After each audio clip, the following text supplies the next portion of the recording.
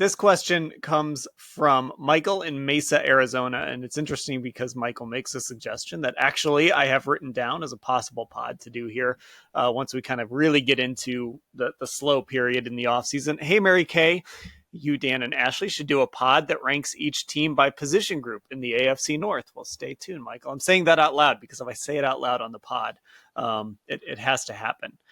So anyway, he goes on to say the one position group where the Browns have had an advantage was at running back. Fourth quarter defenses didn't want to see Chubb and Hunt.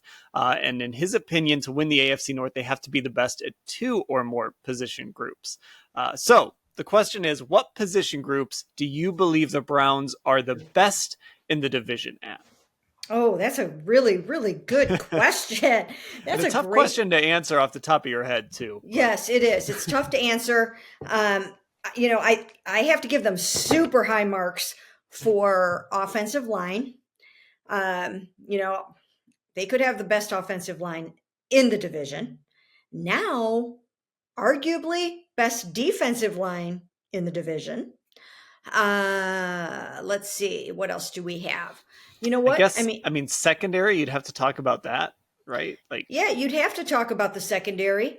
They definitely have a lot of talent back there. I haven't analyzed everybody yet, but I would say, yeah, you could probably go secondary as well.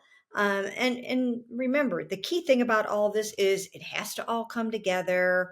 Everybody's going to be learning a new system, but on paper, this is definitely the most talented roster the Browns have had since 1999. And I can say that unequivocally because they have the quarterback now to go with it. They've had other times where I thought it was the best roster that they've ever had. And it was at the time, probably.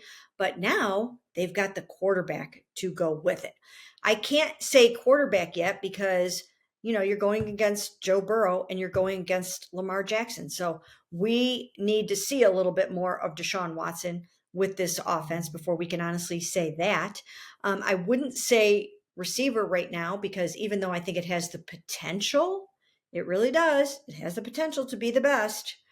I still think you have to give that award to the Bengals right now, right? The Ravens are starting to, really close that gap at receiver now that they've got, right? Even the Steelers kind of sneakily. Yeah. I mean, they've got Deontay Johnson and we'll see George Pickens in year two. They've got some guys there too.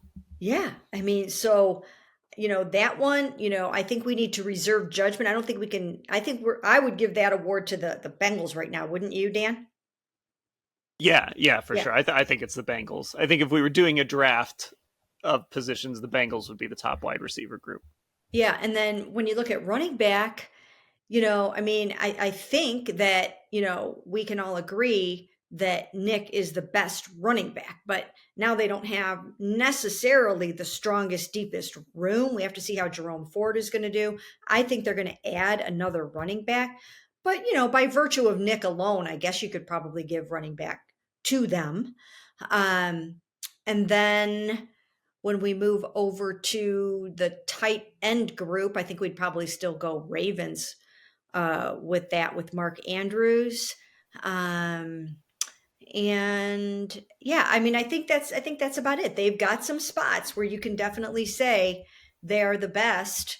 They're going to be better on special teams this year, but we can't say best yet. They're not there yet, but they should be a lot better this year. Yeah, and I think actually it's a little more like I don't know that you have to necessarily have position groups where you're the best everywhere, right? We talked about the Bengals have the best receiver group. If the Browns can be second best, or just be good enough, right? When I look at the Bengals, they're not going to have the best defensive line in the division.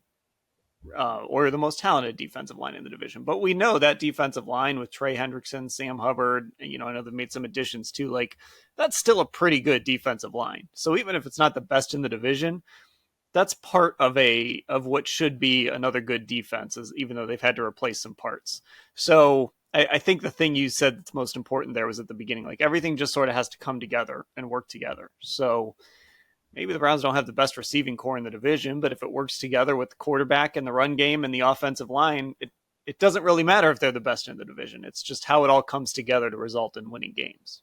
Yeah, and I mean, it could, that gap could narrow very quickly with Amari Cooper, Elijah Moore, Marquise Goodwin, Donovan Peoples-Jones, Cedric Tillman. I mean, they're starting to have a nice receiving core. And again, they look at it as a pass catcher group with their tight ends. So when you add in Jordan Akins and David Njoku, you're starting to have a nice group of weapons for Deshaun Watson. So if you look at it like in total like that, they're getting there. Okay. Again,